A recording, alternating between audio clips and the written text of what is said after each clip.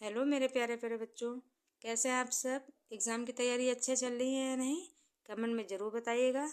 आइए डाउट को क्लियर करते हुए पढ़ते हैं आज हम समास के बारे में।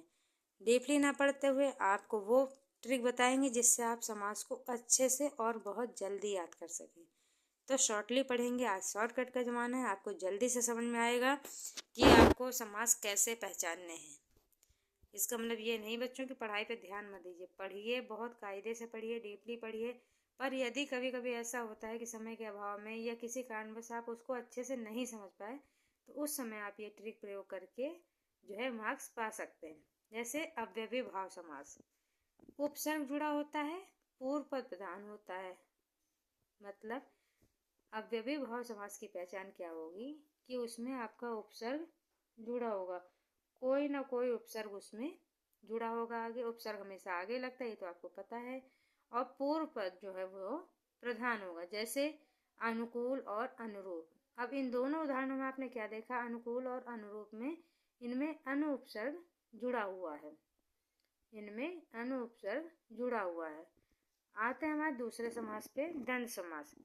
और एवं शब्द आते हैं, ज्यादातर विलोम शब्द आते हैं।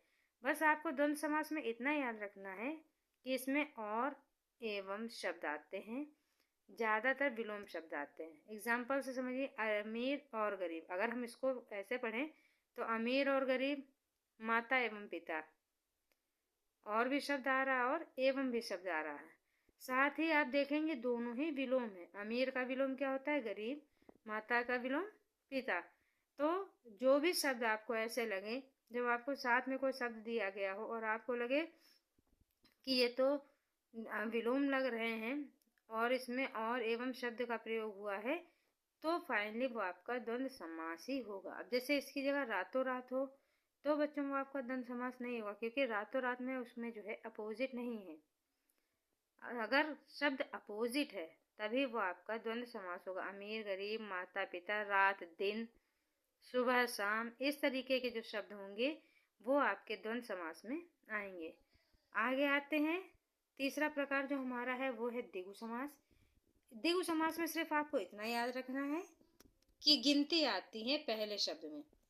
कोई भी ऐसा शब्द जिसमें आपको लग रहा हो कि पहले गिनती आ रही है, चौराहा, नवग्रह, त्रिफला, पंचरत्न, ऐसे कई से शब्द हैं जिसमें आपको सुनने में लगेगा कि इसमें पहले किसी गिनती का उच्चारण हो। पंचरत्न, चतुर्भुज, इस तरीके के शब्द जो हैं आपके, वो आपके हो जाएंगे द्विगु समास।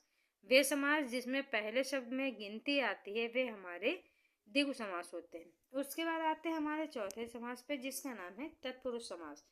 तत्पुरुष समास जो है विग्रह करने पर कारक चिन्ह आता है, जैसे मनोहर, मन को हरने वाला। को शब्द इसमें जो है वो क्या है, आपका कारक है। कारक चिन्हों के बारे में आपने पढ़ा होगा बेटा, अगर आप छोटी क्लासेस में तो आगे जाके और डीपली इसको पढ़ेंगे। कर्ता ने कर्म को कर्ण से संप्रदान के लिए, अपादान से संबंध काकी के अधिकरण आदि, ये सब जब आप पढ़ेंगे तो उसमें आप देखेंगे कारक चिन्ह भी होते हैं, का, की, के, से, ने, पर, तो ये सब हमारे कारक चिन्ह होते हैं। तो तत्पुरुष समास की पहचान होती है कि उसमें जब आप विग्रह करेंगे तो उसमें कारक चिन्हों का पता चलता है, अन्यथा कारक चिन्ह उसमें लोप होते हैं। अब इसे मनोहर है तो इसका जब आप विग्रह करेंगे तो मन को हरने वाला, तो यहाँ पे मन को जो हो जाएगा वो आपका कारक चिन्ह होगा, लेकिन ऐसे यहाँ पे वो लुप्त है। तो तत्पुरुष समास में जो है कारक चिन्ह हमेशा लुप्त होते हैं, उनका प्रयोग होता है पर वो लुप्त होते हैं, विग्रह करने पे ही सामने आते हैं।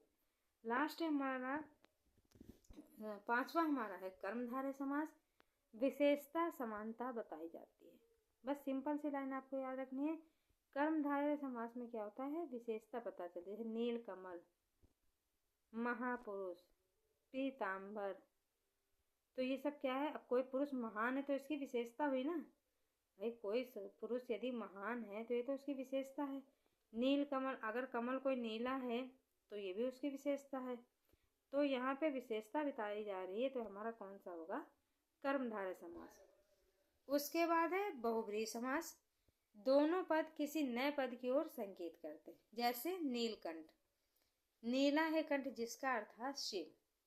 अब यहाँ पे देखिए दोनों ही पद सेम है, इधर जो है नीलकंठ है लेकिन इस संकेत किसके ओर कर रहे हैं, नीलकंठ मतलब जिसका कंठ नीला है, अर्थात भगवान शिव।